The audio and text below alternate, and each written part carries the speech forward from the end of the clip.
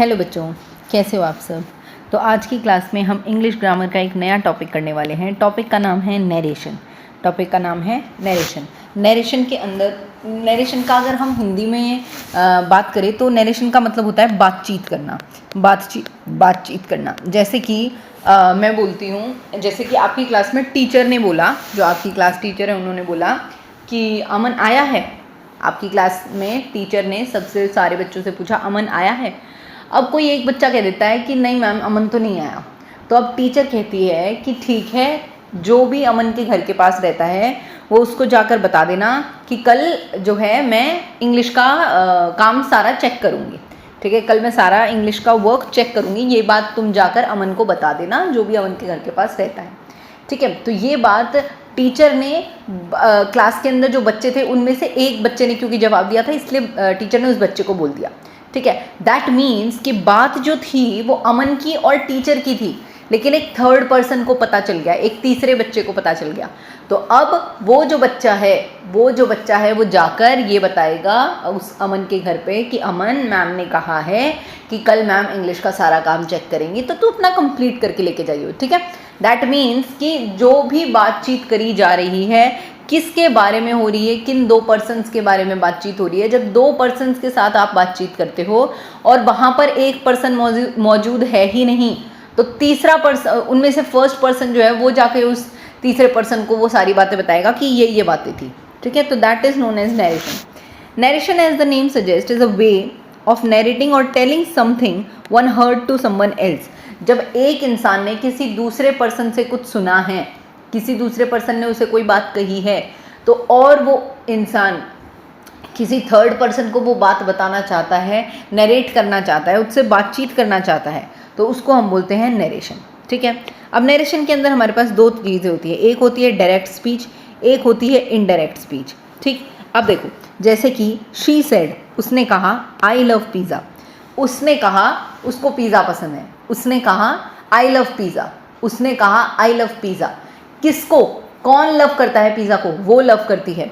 तो जब मैं ये बात अपने भाई को बताऊंगा, अपने भाई को अगर मैं बता रहा हूँ, जैसे एक बच्चा है, उसकी क्लास में कोई लड़की है, उसने कहा कि आई लव पिज़्ज़ा। ठीक है, तो अब वो जो बच्चा है वो जाकर अपने भाई को वो बात बताने वाला है, तो वो क्या कहेगा, she said that she loved pizza.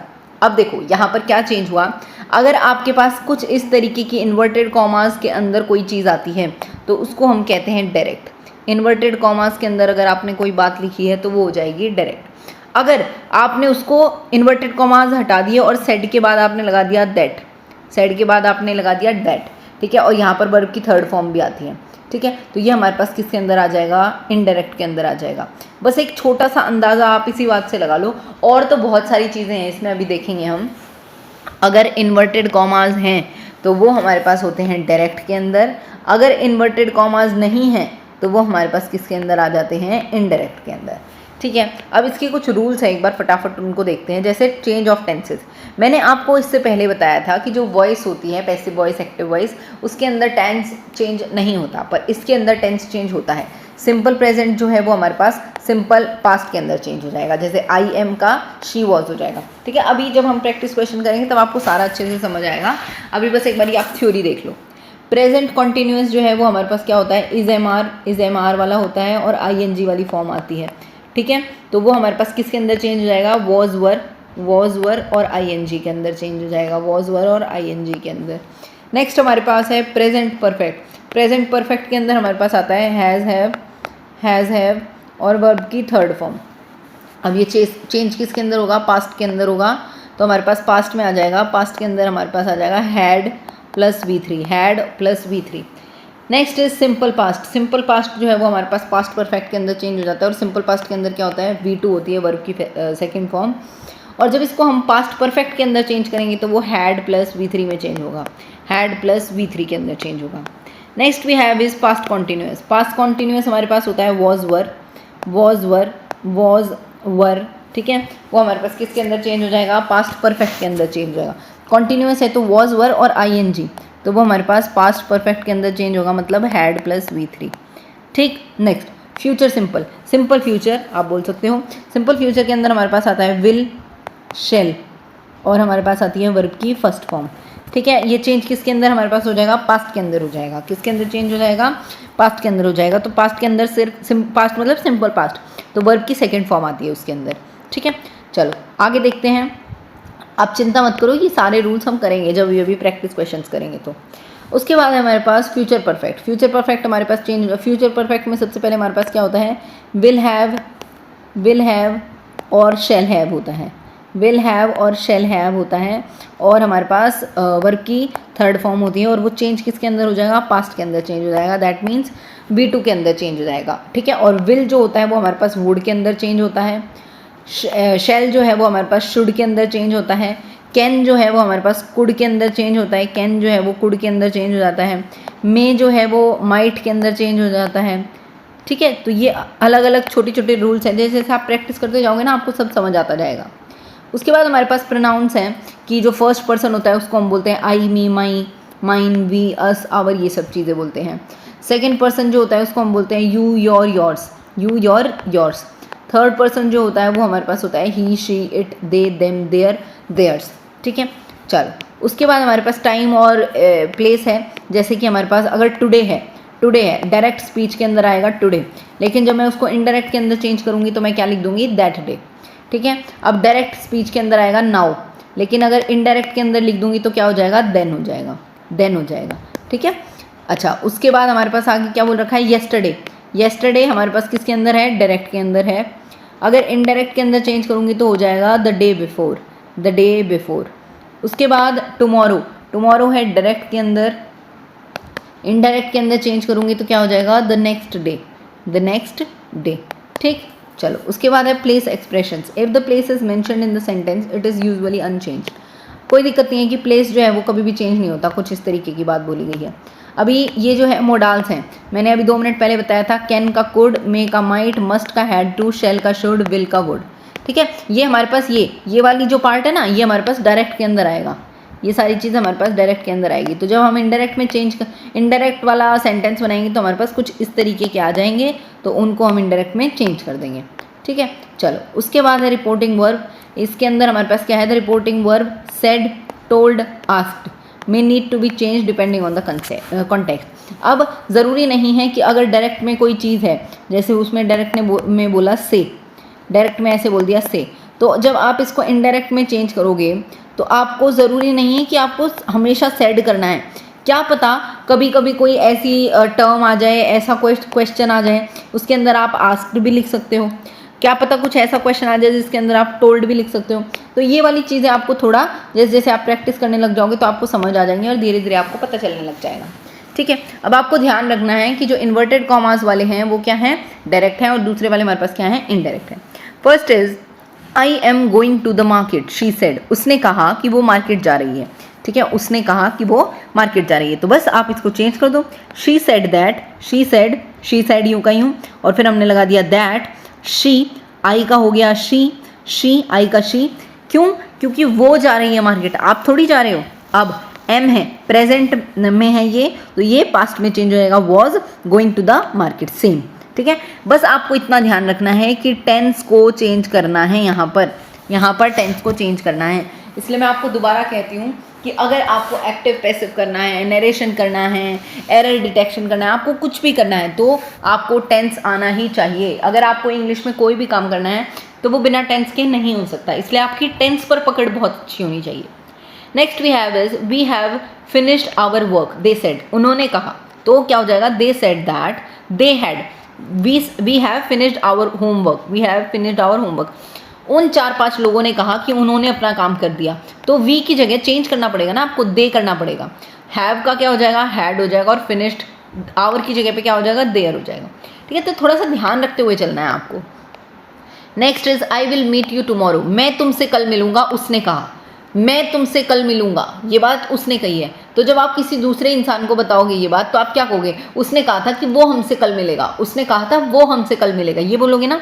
तो he said that he will का would meet me the next day, tomorrow change हो गया द नेक्स्ट डे, ये टुमारो के लिए चेंज हो गया। Next is are you coming to the party, she asked, उसने पूछा क्या तुम पार्टी में आओगे, उसने पूछा क्या तुम पार्टी में आओगी, यही तो पूछा उसने। आप तीसरे पर्सन को ये बात बता रहे तो आप क्या बताओगे, उसने पूछा कि क्या तुम पार्टी में आओगे, उसने ये नहीं कहा कि क्या मैं पार्टी में आऊँगी, नहीं, उसने पूछा कि क्या तुम आओगे, तो क्या हो जाएगा शी आस्क्ड, आस्क्ड के साथ दैट नहीं आता, कभी भी नहीं आता, आस्क्ड के साथ दैट कभी भी नहीं आएगा।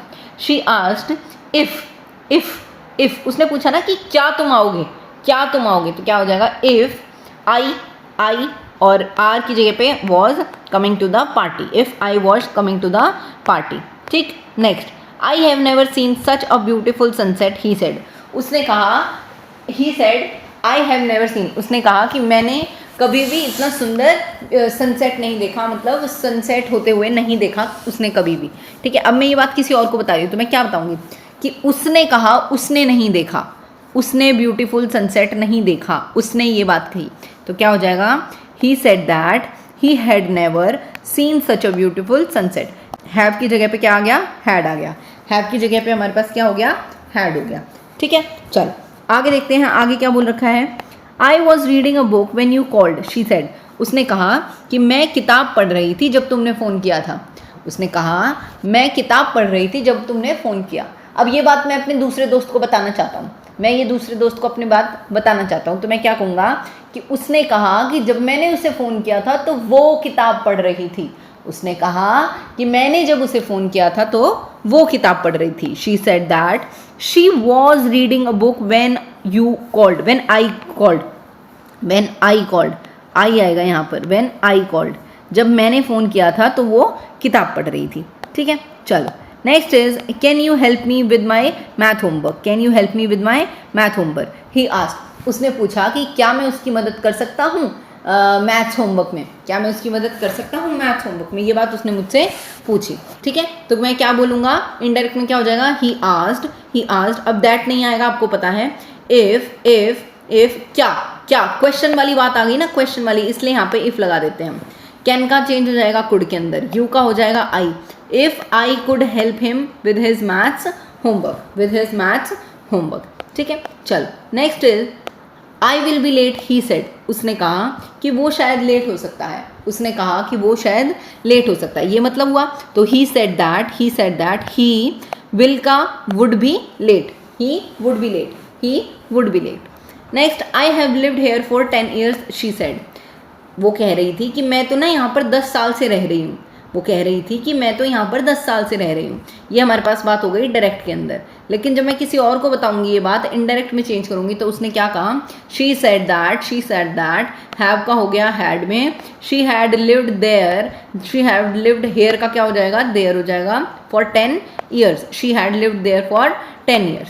ठीक है, चलो next is I am going to buy a new car, वो कह रहा है कि मैं ना एक नई कार खरीदने की सोच रहा हूँ, मैं एक नई कार खरीदना चाहता हूँ। ठीक है, ये डायरेक्ट के अंदर बात थी। अब जब मैं इसको इनडायरेक्ट के अंदर चेंज करूँगी तो क्या हो जाएगा, he said that he was going to buy a new car, ठीक। Next, do you like coffee, she asked, उसने पूछा कि क्या तुम्हें कॉफ़ी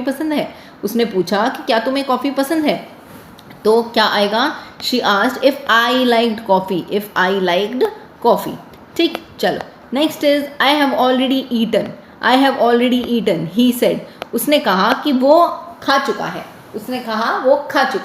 तो क्या हो जाएगा, he said that he had already eaten, I का हो जाएगा ही, हैव का हो जाएगा हैड, ठीक है, बाकी तो सेम ही है। I will call you later, she said, उसने कहा कि मैं तुम्हें थोड़े टाइम के बाद फ़ोन करूँगी, अब इसको चेंज करो, she said that she will का हो गया would, call me later, she would call me later.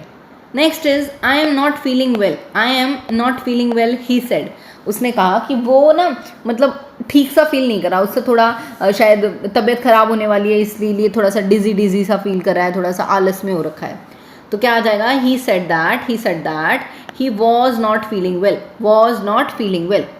I have never been to Paris, she said, उसने कहा कि वो कभी भी पेरिस नहीं गई है, तो आई की जगह पे क्या हो जाएगा, शी, हैव की जगह पे हो जाएगा had, never been to Paris.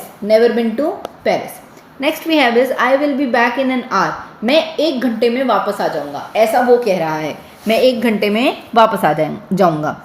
He said that he would B back in an our, he would B back in an our, will का हो गया वुड, आई का हो गया ही। ठीक है, चलो आगे देखते हैं आगे क्या बोल रखा है। I am going to the movies tonight, she said, उसने कहा कि मैं आज मूवी देखने जा रही हूँ, मैं आज मूवी देखने जा रही हूँ। तो क्या हो जाएगा, she said that she was going to the movies that night, she was going to the movies that night. ठीक है, चलो next is I have finished my work, I have finished my work, मैंने अपना काम finish कर लिया है। ठीक, तो चेंज करो, आई की जगह पे ही, हैव की जगह पे हैड। नेक्स्ट इज, तो क्या बन जाएगा, he said that he had finished his work. Next is I am hungry, मुझे भूख लग रही है, ऐसा वो कह रही है, मुझे भूख लग रही है। इसका मतलब she said that she was hungry, she was hungry, कि उसको भूख लग रही है, उसको भूख लग रही है। I will help you, he said, I will help you, he said, उसने कहा कि मैं तुम्हारी मदद कर देता हूँ। तो क्या हो जाएगा, आप किसी और को बताओगे तो इनडायरेक्ट में चेंज करोगे, इनडायरेक्ट में चेंज करोगे है ना, तो हमारे पास क्या आ जाएगा, he said that he would help me, he would help me, he would help me. ठीक है, तो यहाँ पर ये वाले जो क्वेश्चंस थे ये आई होप आपको समझ आ गए होंगे और मेरी तरफ से ये कंप्लीट भी हो चुके हैं।